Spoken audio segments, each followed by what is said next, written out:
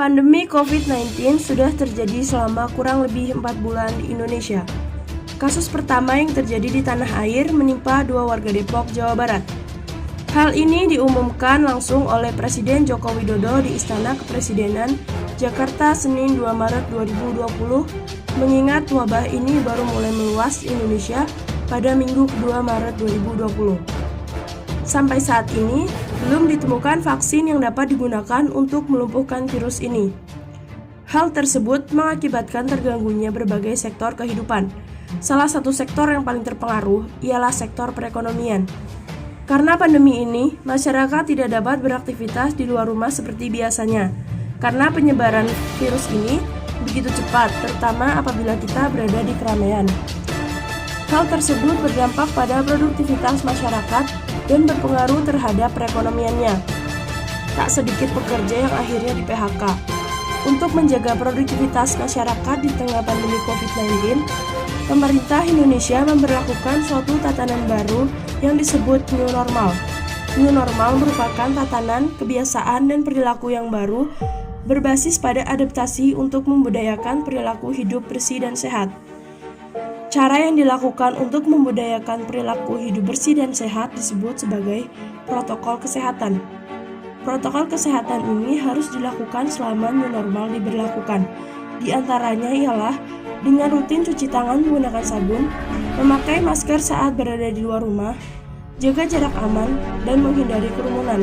Untuk memulihkan perekonomian Indonesia yang sempat terganggu, pada masa new normal ini, tempat seperti mal, kafe, restoran, dan sebagainya akan diizinkan untuk kembali membuka usahanya, namun dengan memperhatikan protokol kesehatan yang ada.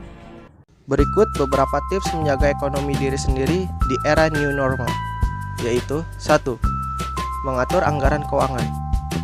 Mengatur ulang anggaran keuangan dengan cermat.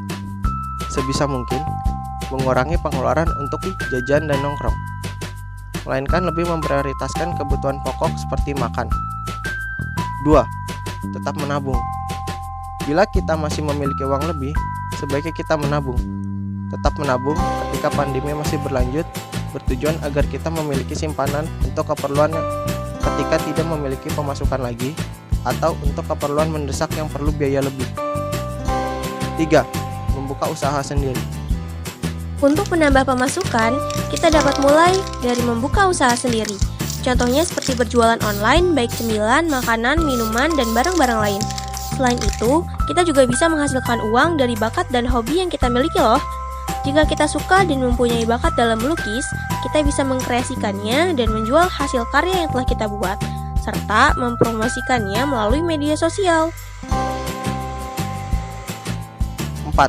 Hindari berhutang atau cicilan. Hindari membeli barang yang kredit. Usahakan tidak membeli barang yang kurang diperlukan yang memiliki harga tinggi ketika benar-benar mendesak, tapi secara tunai. Usahakan untuk menghindari biaya-biaya yang bersifat cicilan selama masa pandemi ini. 5. Jangan panik buying.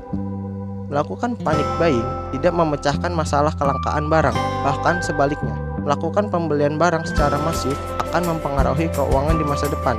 Kita tetap harus menyisihkan sebagian uang kita untuk kebutuhan yang lebih darurat. 6. Membayar tagihan tepat waktu. Pastikan kita membayar tagihan uang kas maupun cicilan tepat waktu dan tidak melewatkannya. Jadikan membayar tagihan rumah tangga seperti tagihan listrik, air, cicilan rumah, atau biaya sewa prioritas utama.